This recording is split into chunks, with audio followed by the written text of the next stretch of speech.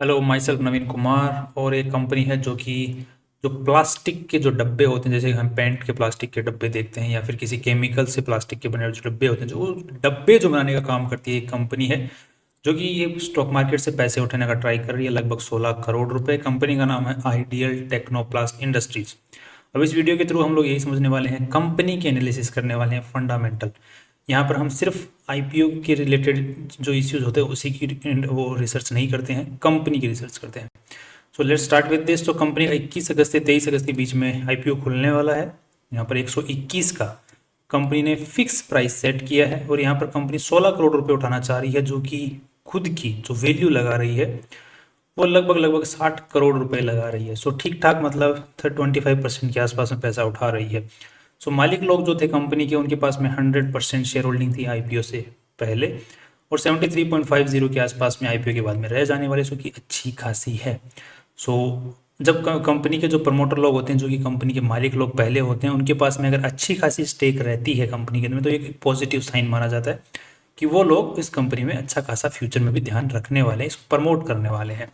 अगर उनका स्टेक कम हो जाता है, इसका मतलब उनसे थोड़ा सा जो कि क्या कहते हैं, एक ऐसी की भाषा में बेवफाई बेवफाई की उम्मीद हो जाती है कि वो इस पे ज़्यादा ध्यान देंगे कि दूसरी कंपनी पे ज़्यादा ध्यान देंगे, दूसरी खोल के दूसरी कहीं और जगह पे।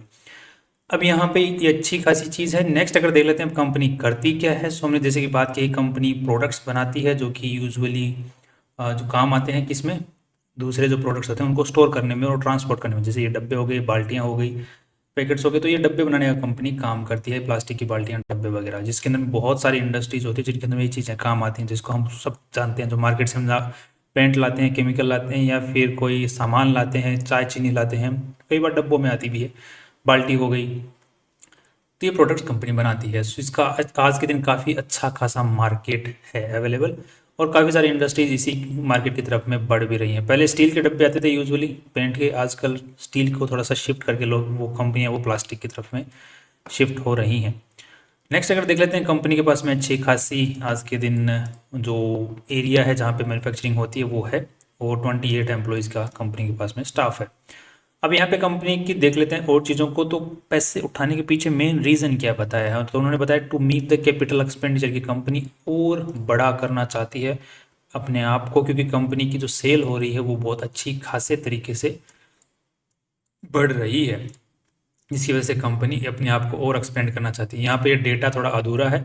कभी भी किसी भी वेबसाइट के ऊपर में अगर आपको डेटा दिया हुआ मिलता है तो उस पर आंख बंद करके भरोसा ना करें, क्योंकि डेटा जो होता है वो काफ़ी टाइम पर, मैंने देखा वेबसाइट्स के ऊपर में गलत अवेलेबल होता है। तो एक बार कंपनी की जो वेबसाइट होती है उसके साथ में देख लें, वहाँ के ऊपर मैच कर लें। जैसे यहाँ पर एक डेटा ये जो है ये गलत है अगेन। यहाँ पर ये जो 29 फरवरी 2024 तक का डेटा नहीं है, ये भी हम लोग बात करेंगे उसके अंदर। नेक्स्ट अगर आप देख लेते हैं कि आरएचपी के अंदर में क्या दिया हुआ है, कंपनी की आरएचपी में कोई डिटेल्स ऐसी जो कि हमारे को थोड़ी सी कंसर्निंग होनी चाहिए। तो यहाँ पर कंपनी कैपिटल एक्सपेंडिचर के ऊपर 13.5 करोड़ रुपए खर्च करने वाली है। That's fine. कंपनी का जो मेन कर्ता धर्ता कौन है, तो यहाँ पे कर्ता धर्ता बहुत सारे हैं, जिनमें मेनली जो है प्रफुल्ल भाई, केसर भाई, वागासिया, ये हैं मेन कर्ता धर्ता। नेक्स्ट अगर देख लेते हैं कि कंपनी के पास में जो प्रॉपर्टी है, जो कि प्लांट के as a manufacturing hub company काम में लेती है, फैक्ट्री की तरह काम में लेती है, वो सारी की सारी कंपनी द्वारा ओन्ड हैं। They are not on lease और समथिंग।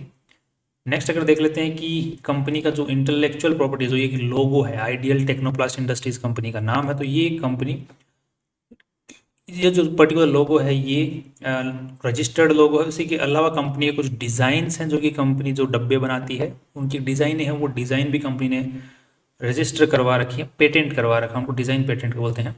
तो वो भी कंपनी ने करवा रखा है 10-10 साल का, मतलब उसकी जो वैलिडिटी होती है डिज़ाइन पेटेंट की वो 10 साल की होती है। नेक्स्ट अगर आप देख लेते हैं कि कंपनी जो एक्चुअली खुली हुई है वो पार्टनरशिप फर्म थी, जो 2012 में खुली थी। अभी ये जो हम जो प्राइवेट, कोई भी पार्टनरशिप फर्म स्टॉक मार्केट में एंटर नहीं कर सकती है, उसको या तो लिमिटेड, प्राइवेट लिमिटेड से लिमिटेड में कन्वर्ट किया जाता है, या फिर लिमिटेड कंपनी होनी चाहिए। लिमिटेड कंपनी होगी तभी वो स्टॉक मार्केट में एंटर कर सकती है। तो फिर ये कंपनी 2023 के अंदर में खुली गई थी, राइट, टेक्नोप्लास्ट इंडस्ट्रीज लिमिटेड। सो 2023 में कंपनी खुली है एक्चुअली, जिसमें हम इन्वेस्ट करने वाले हैं, और ये एक्चुअली खुल गई थी रियलिटी में 2012 में पार्टनरशिप के फर्म के नाम से। अब यहाँ पे कई लोग कंफ्यूज हो जाएंगे कि 2023 में खुली है, 2024 में आईपीओ लेके आ गए हैं, ये क्या है, 2012 में खुली हुई है, ऐसा ये बता रही है आरएचपी। नेक्स्ट अगर आप देख लेते हैं कंपनी की थोड़ी सी बैलेंस शीट की नजर डाल लेते हैं, उसके बाद में हम कंपैरिजन करके देखेंगे स्टॉक मार्केट में जो ऑलरेडी इसी टाइप की जब कंपनियां काम कर रही हैं उनके साथ में इस कंपनी को, कि हमें कुछ क्रीम यहाँ पे मिल रही है या नहीं मिल रही है लिस्टिंग गेंस के लिए, फिर शॉर्ट टर्म के लिए हिसाब से। तो कंपनी का जो मैक्सिमम आज के दिन जो बैलेंस शीट का जो टोटल साइज है वो 15 करोड़ का है। उस 15 करोड़ में से 9.5 करोड़ के आसपास तो पैसे लगे हुए हैं। कहाँ पर? वो तो लगे पड़े हैं सिर्फ एसेट्स के अंदर में, जो भी नॉन करंट एसेट्स होते हैं, जो कि लॉन्ग टर्म वाले एसेट्स होते हैं, जैसे प्रॉपर्टी हो गई या फिर ये जो मशीनरी हो गई, फैक्ट्री हो गई, इनमें पैसा लगा पड़ा है। सो 8 साढ़े 8 करोड़ रुपए तो उन्हीं में लगे पड़े हैं। बाकी डेफर्ड टैक्स के अंदर में 1 करोड़ रुपया पड़ा हुआ है, मतलब टैक्स एक्स्ट्रा ऑलरेडी पे हो चुका है कंपनी को, फ्यूचर के अंदर में यहीं से कटवा सकती है। जो टैक्स पे करना पड़ेगा तो वो इसी में से कट हो जाएगा, एक्स्ट्रा ऑलरेडी पे होगा। तो करंट टैक्सेस के अंदर में अगर देखा जाए तो कंपनी के पास में इन्वेंट्री पड़ी है, इन्वेंट्री के साथ में ट्रेड रिसीवेबल्स भी 1 करोड़ का, जो कि ठीक ठाक है, इतना ज़्यादा नहीं है, बट कंपनी की साइज़ के अकॉर्डिंग अच्छा खासा है 1 करोड़ फिर भी। नेक्स्ट अगर देख लेते हैं कि कंपनी के पैसा जो लगा वो आया हुआ कहाँ से है, तो इन्वेस्टर्स का पैसा सिर्फ 7 करोड़ 7.5 करोड़ रुपया ही। बाकी जो भी कंपनी में पैसा लगा हुआ है 15 करोड़ में से 7 करोड़ 7.5 करोड़ इन्वेस्टर्स का, बाकी का जो भी है वो दूसरों का है। नेक्स्ट अगर देख लेते हैं अब कि कंपनी का जो रेवेन्यू आ रहा है उसके अंदर में क्या दिक्कतें थी वो उस वेबसाइट के ऊपर में, तो यहाँ पे ध्यान से देखिए कि 2023 मार्च तक का जो डेटा है, जो कि 22-23 का जो साल होता है पूरा, उस साल में कंपनी ने 11 करोड़ की सेल की थी। बट यहाँ पर कंपनी ने 23-24, राइट, 23-24 ये पूरा एक साल है, उसमें से कंपनी ने सिर्फ 11 महीने का डेटा दे रखा है। तो यहाँ पर ध्यान दीजिए कि 22 नवंबर तक का डेटा यहाँ दे रखा है, जबकि 22 नवंबर तक कंपनी 15 करोड़ की सेल कर चुकी थी, और उसके बाद में 22 नवंबर से लेकर के 29 फरवरी तक कंपनी ने 9 करोड़ की सेल और कर दी। तो टोटल मिला के इस साल में 11 महीनों में कितनी सेल कर ली कंपनी ने? लगभग 24 करोड़ की। और जो कि दूसरी वेबसाइट थी उसके ऊपर में क्या लिखा हुआ है? क्लरिकल मिस्टेक 9 करोड़ रुपए। तो ये एक मिस्टेक हो जाती है, क्योंकि डेटा जो होता है, जो हमारे जैसे लोग बैठे होते हैं कई, जिनको दिहाड़ी पे रखा जाता है, वो कॉपी पेस्ट मारते हैं, कॉपी पेस्ट। तो उनको कई बार समझ में नहीं आता कि कौन सा डेटा, क्योंकि उनको जल्दी जल्दी जल्दी जल्दी काम पूरा करना होता है, तो वो डेटा छूट जाता है, और फिर हम उन्हीं वेबसाइट की जानकारी के बेसिस पे हम लोग अपना इमेज बना लेते हैं। तो वहाँ पर काफ़ी बार डेटा गलत होता है। सो कई बार आरएचपी चेक कर लें, आरएचपी में इन्फॉर्मेशन दी होती है कंपनी की रियल वाली। कई बार आरएचपी में भी चीज़ें गलत होती हैं, तो उन पे तो फिर क्या ही किया जा सकता है, वो तो फिर कंपनी की गलतियाँ हैं। नेक्स्ट अगर अब चलते हैं कि कंपनी की कमाई किस हिसाब से हो रही है और उसको कंपैरिजन करके देख लेते हैं यहाँ पर किसी तरीके से। तो यहाँ पर ये जो बैलेंस शीट है इसमें कुछ गलत या फिर कुछ ज़्यादा कुछ ऐसा दिख नहीं रहा है, नॉर्मल दिख रही है, नॉर्मल आरएचपी दिख रही है, नॉर्मल बैलेंस शीट है, नॉर्मल पीएनएल स्टेटमेंट है। अब एक बार कंपेयर करके देख लेते हैं दूसरी कंपनियों के साथ में जो कि आईपीओ लेके आ रही है इस कंपनी को, जिसके लिए हमें पी और पीबी रेशियो निकालना पड़ेगा। उसके लिए हमें अर्निंग जो कंपनी ने इस साल की है, टोटल अर्निंग जो कि 11 महीने की अर्निंग्स है, उस 11 महीने की अर्निंग्स के हिसाब से ही हम लोग निकाल लेंगे डेटा, 12 महीने का निकाल के देख लेंगे। तो यहाँ पे इस साल कंपनी ने 1 करोड़ 90 लाख रुपए तो कमा लिए नवंबर तक, फिर 1 करोड़ 35 लाख रुपए कमा लिए अगले 3 महीने के अंदर में ही, जो कि काफ़ी खतरनाक है। मतलब पिछले एक साल में कंपनी ने 50 लाख रुपए कमाए और बाद में अचानक से इतना इंक्रीज, काफ़ी अच्छा खासा इंक्रीज है, इट्स गुड। ये थोड़ा सा शक भी पैदा करता है कंपनी के जो फाइनेंशियल्स हैं उनके ऊपर में, कि कंपनी फ्यूचर में इस टाइप का कमिटमेंट फ्यूचर में भी रख पाएगी या नहीं रख पाएगी। बट ये एक शक भी पैदा करता है और साथ में एक थोड़ा सा लालच भी पैदा करता है, दोनों ही चीज़ें हैं। तो अब देख लेते हैं, एक बार पी और पीबी रेशियो निकालने का कोशिश करते हैं। तो इसके हिसाब से कंपनी का 3 करोड़ 25 लाख के आसपास में बनता है, जिसको हम लोग एक बार कंपेयर करके देख ले। 3 करोड़ 25 लाख, तो 20 लाख और रुपये ऐड कर दें तो 25 लाख और ऐड कर दें, 3 करोड़ 50 लाख के आसपास में। तो इसको अगर हम कंपेयर करते हैं उनके साथ में, जिससे पहले हमें निकालना पड़ेगा क्या, पी रेशियो।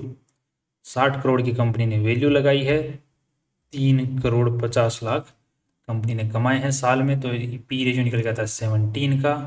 मोल्टेक पैकेजिंग का है 40 का पी रेशियो, इसका 26 का, और इसका है 41 का। सो यूज बेसिकली देखा जाए तो लेटेस्ट डेटा के अकॉर्डिंग कंपनी का अर्निंग जो है अच्छा है लिमिटेड और दूसरी कंपनियों के मुकाबले। और पीबी रेशियो की अगर बात करते हैं हम लोग, जो कि कंपनी ने कितनी अपनी वैल्यू लगाई है इसके अंदर में, तो दैट इज 7.5 करोड़ रुपया।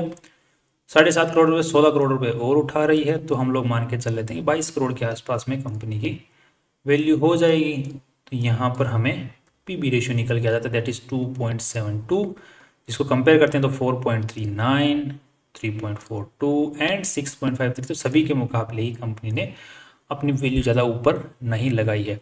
बट अब यहाँ पे पीबी रेशियो के हिसाब से अगर देखा जाए तो कंपनी की वैल्यू जो है, कंपनी का जो स्टॉक प्राइस है, यहाँ से लगभग 50% के आसपास में ऊपर जाना चाहिए। सो लिस्टिंग गेंस की उम्मीद अच्छी खासी है। दूसरा, लेटेस्ट रिजल्ट के अगर हम मान लें कि यहाँ पर मैनिपुलेशन नहीं है और कंपनी ने यहाँ पे ज़्यादा ही कुछ एक्स्ट्रा नहीं दिखा दिया है, तो फिर इस बात को अगर मान लेते हैं तो फिर कंपनी के पी रेशियो के बेसिस पे भी कंपनी का जो स्टॉक है जहाँ पर है उससे डबल हो सकता है। तो यहाँ पे पीबी और पी रेशियो दोनों ही इंडिकेशन अच्छा दे रहे हैं, ठीक ठाक दे रहे हैं। बाकी आपको जो भी डिसीजन लेना है, पॉजिटिव नेगेटिव, अपने फाइनेंशियल एडवाइजर को पूछ के लेना है। बाकी based on this limited analysis company का स्टॉक यहाँ से 50% से डबल के आसपास में हो सकता है। लॉन्ग टर्म के हिसाब से कंपनी अच्छी लग रही है, क्योंकि जिस सेगमेंट में काम कर रही है वो अच्छा है, उसके लॉन्ग टर्म में बने रहने की उम्मीदें भी हैं। That's all. कल फिर मिलते हैं एक नई इंपॉर्टेंट वीडियो के साथ में। सी यू टुमारो।